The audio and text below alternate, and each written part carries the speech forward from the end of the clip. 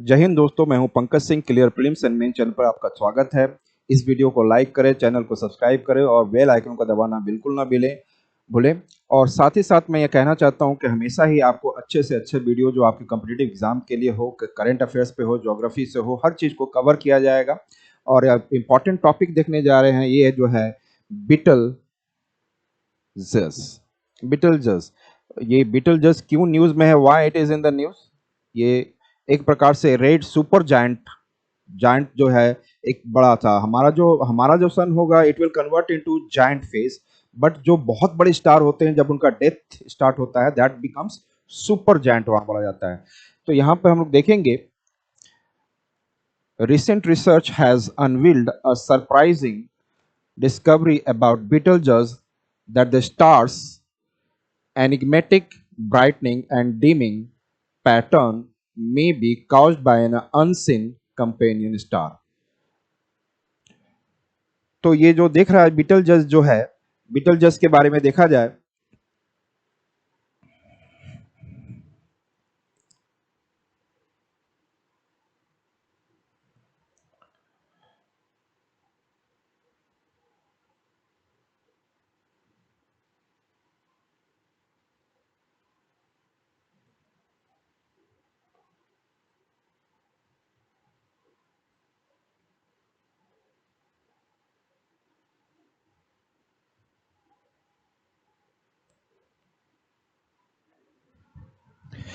ये जो बीटल बज जज जो है, दैट ये क्या करता है, that the stars enigmatic brightening, जो एक सीक्रेट भरा ब्राइटनिंग है, उसकी डिमिंग पैटर्न है। किस प्रकार से एक स्टार जो है, उसकी जो कंप्लीटली एनिग्मेटिक, मतलब कहने का मतलब हम लोग कह सकते हैं, it is an kind of, you can say that secret level पे इसकी नॉलेज अभी तक लोगों को नहीं है कि क्यों ये ब्राइटनिंग कर रहा है। कभी कभी वो डिमनिंग हो जा रहा है, उसकी लाइट कम हो जा रही है, patterns may be caused by an unseen. और ये जो हो सकता है, it can be due to the unseen companion star. आसपास में कोई ऐसा स्टार हो, उसके वजह से ब्राइटनिंग एंड डिमिंग, एक secret form of, unknown form of things are happening at the, what is I said that about the Betelgeuse. यहाँ पर हम देखेंगे about Betelgeuse. Betelgeuse is a red supergiant star located in the left shoulder of the constellation Orion। एक constellation होता है, एक तारामंडल है, जिसमें कि एक ऐसा लगता है कि तारे, these are the stars, these are the stars, and यहाँ पर there is an star or like that. And यहाँ पर एक पोर्शन लगता है, and in front of it एक क्या लगता है, एरो। तो एक लग रहा है कि एक पोर्शन है, वो हंटिंग कर रहा है with the help of arrow, इस प्रकार का। और उसके लेफ्ट साइड में हमारा, इसको ओरियन कॉन्स्टलेशन कहा जाता है, इस प्रकार का। It is also in the north of the, अपने अर्थ से देखेंगे, it will be in the north of it. और वहां से जो बेटलजिस, जो रेड जायंट स्टार है हमारा, ये इसके लेफ्ट साइड में बताया जा रहा है कि left shoulder of the constellation Orion. तो एक कॉन्स्टलेशन ओरियन है, उसके लेफ्ट साइड में एग्जिस्ट कर रहा है ये Betelgeuse. It ranks among the brightest stars visible in the night sky and is one of the largest stars ever identified. अभी तक जितना भी हमें पता चला है कि ये सबसे बड़ा लार्जेस्ट स्टार है जो विजिबल है इन द नाइट स्काई में। यदि रैंक देखा जाए बीटलजस का, it is one of the largest star ever identified. और अभी तक जो आइडेंटिफाई किया गया है, उसमें सबसे बड़ा स्टार है। फिर इसके बाद बीटलजस के बारे में और जाने। The star is situated approximately 650 light years away from the अर्थ। तो आप ये सोचिए कि 1 लाइट ईयर क्या होता है। पहले तो आप ये समझिए कि 1 लाइट ईयर क्या होता है। 1 लाइट ईयर, तो इसमें कहने का मतलब है कि 1 ईयर में लाइट कितना ट्रेवल कर सकता है, लाइट ट्रेवल। तो 1 ईयर में कितने दिन होते हैं, 365 डेज होता है, और 24 आवर्स होता है, 24 आवर्स, और उसमें 60 मिनट्स होते हैं, और हर मिनट में 60 सेकेंड। इसके साथ ये तो आपको हो गया, सेकंड में कन्वर्ट कर दिया। और 1 सेकंड में लाइट की स्पीड कितनी होती है, 3 लाख किलोमीटर पर सेकंड होता है। इसको जितना मल्टीप्लाई कर देंगे, जितनी डिस्टेंस निकलेगी, उतना डिस्टेंस 1 लाइट ईयर में आपको ट्रेवल कर लेता है। कौन, मतलब इतना डिस्टेंस लाइट ट्रेवल कर लेता है 1 ईयर में। और आपको पता है कि हमारा जो नियरेस्ट स्टार है, जो सन है, वो केवल 15 करोड़ किलोमीटर है और वहां से लाइट यहाँ आने में केवल 8 मिनट 20 सेकंड लगता है। और मेरे 8 मिनट 20 सेकंड की बात नहीं कर रहे हैं हम, तो पूरे एक साल में कितना लाइट ट्रेवल कर सकता है, और उसके साथ साथ 650 लाइट ईयर्स हो सकते हैं, कितना है। तो ये the star is situated approximately कितना दूर में, 650 light years away from the earth. Betelgeuse is nearing the end of its life span, और ये जब रेड सुपर जायंट के फेज को ले चुका है जैसे जैसे, और रेड सुपर जायंट एक प्रकार से कहोगे कि एक स्टार होता है, स्टार, और स्टार के चारों तरफ आप क्या होगा, हाइड्रोजन और हीलियम गैसेस होते हैं। हाइड्रोजन न्यूक्लियर फ्यूजन के द्वारा हीलियम में कन्वर्ट होते रहता है और धीरे धीरे अंदर की एनर्जी कम होते चली जाएगी। तो इसका जो ग्रेविटेशनल पूल होगा या सेंट्रीपिटल फोर्स होगा कमजोर होगा, तो बीच का पार्ट कोर थोड़ा सा एनर्जी होगी, लेकिन धीरे धीरे ये सन जो होगा, स्टार होगा, बड़ा होते जाएगा क्योंकि उसमें ग्रेविटेशनल पुल कम होते जा रहा है। तो यहाँ पे आप देख सकते हो कि ग्रेविटेशनल पुल बहुत कम होते जा रहा है, धीरे धीरे ये सन बड़ा होते हुए रेड सुपर जायंट का स्ट्रक्चर ले लिया है और इसको बीटलजस नाम दिया गया है। Betelgeuse is nearing the end of its life span. जैसे ही न्यूक्लियर फ्यूजन जो रिएक्शन होता है हाइड्रोजन का और एनर्जी होता है, जब ये हाइड्रोजन खत्म होने लग जाता है, तब ये इसकी लाइफ स्पेन खत्म होने लग जाती है और स्टार फैलने लग जाता है। When it dies, its explosion will be bright enough to be seen during the day for several weeks. और यदि ये जो बीटलजस यदि एक्सप्लोड करेगा अभी रेड जायंट के बाद, उसके बाद जैसे ही वो कोलैप्स करके आपको जब एक्सप्लोड करेगा, तो उस एक्सप्लोजन में जितनी लाइट निकलेगी, हमें डे टाइम में भी आसमान में वो लाइट देखा जा सकता है। एंड और ये लाइट लगातार कुछ वीक्स तक हो सकता है।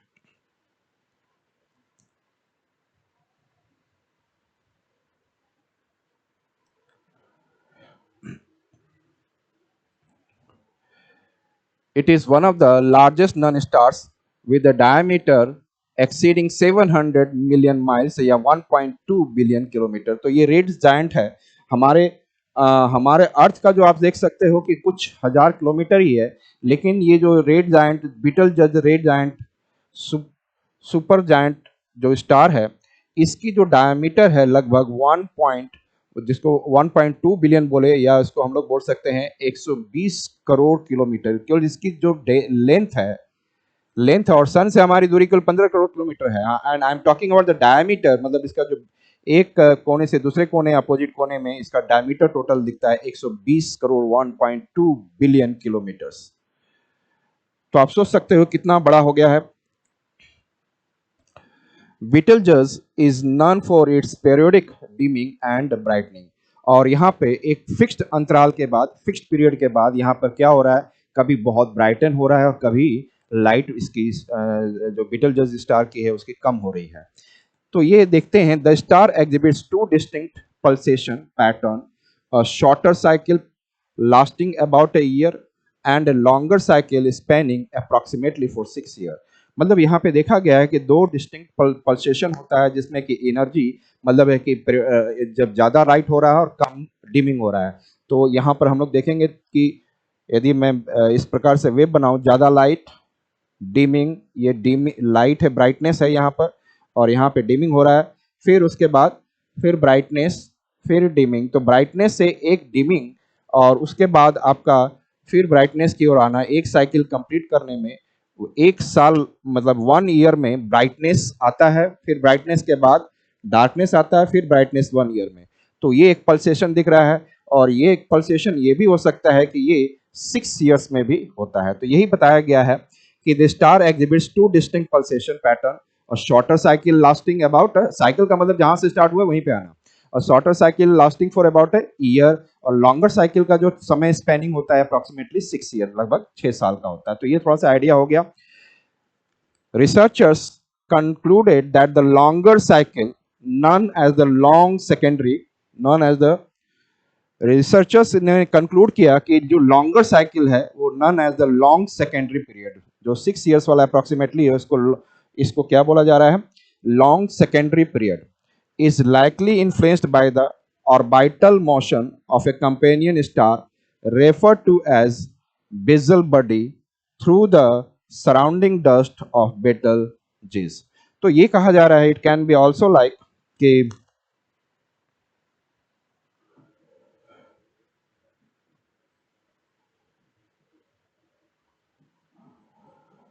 ये जो लाइटनिंग और डिमिंग हो रहा है, the lightning and dimming which is taking place here, lightning and dimming, ये हम लोग कह सकते हैं कि आप सपोज करिए कि ये बीटलजस आपका रेड जायंट सुपर स्टार है, इसमें इस तरफ एक बड़ा सा दूसरा स्टार इधर से क्रॉस कर रहा है, उसके चारों तरफ ऑर्बिट कर रहा है, तो उसके वजह से क्या हो सकता है, डिमिंग आ जाए, और जैसे ही ये स्टार जो कंपेनियन स्टार है उस जगह से हट जाए तो फिर उसका क्या हो जाएगा, लाइट पूरा दिखेगा।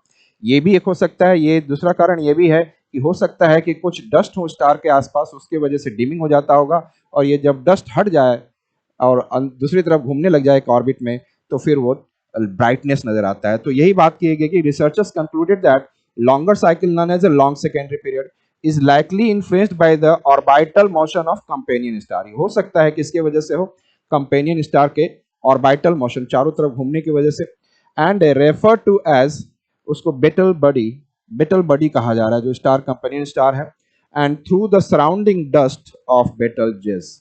तो बेटलजस के आसपास या तो एक कंपेनियन स्टार घूम रहा है, इसकी वजह से वो डिमिंग हो जाती है, लाइट नहीं आ पाती प्रॉपर, उसको रोक देता है, या तो डस्ट की वजह से।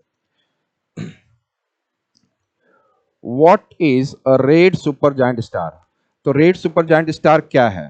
तो आपको एक आइडिया तो ये हो चुका है कि इसके बारे में कि ये एक्सपैंड होते रहता है, एक तारा, एक स्टार जब एक्सपैंड हो जाता है, अंदर की एनर्जी खत्म होने लग जाती है, हाइड्रोजन फ्यूल कंप्लीटली कंज्यूम हो जाता है, तब ये धीरे धीरे बढ़ने लग जाता है। A red supergiant is formed when a star exhausts its hydrogen fuel for nuclear fusion and begins the dying process।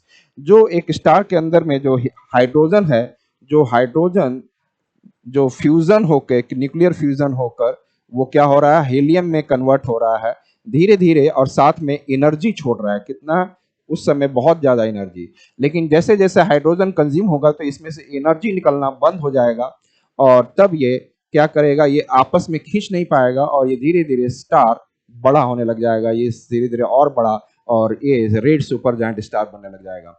These stars are involved entities with masses ranging from 10 to 25 times of the sun। तो ये जो सन है, इस सन, जो हमारा सन है, हमारा सन suppose करिए इतना छोटा है, और इसका कोई मास है m1, मास समझ लेते हैं, इसका वेट है लगभग, मास समझ ले। तो रेड्स और वो स्टार, ये एक जायंट फेज में, हमारा सन जब न्यूक्लियर फ्यूजन खत्म हो जाएगा हाइड्रोजन का, तो ये जायंट फेज में कन्वर्ट होगा, ज्यादा बड़ा नहीं।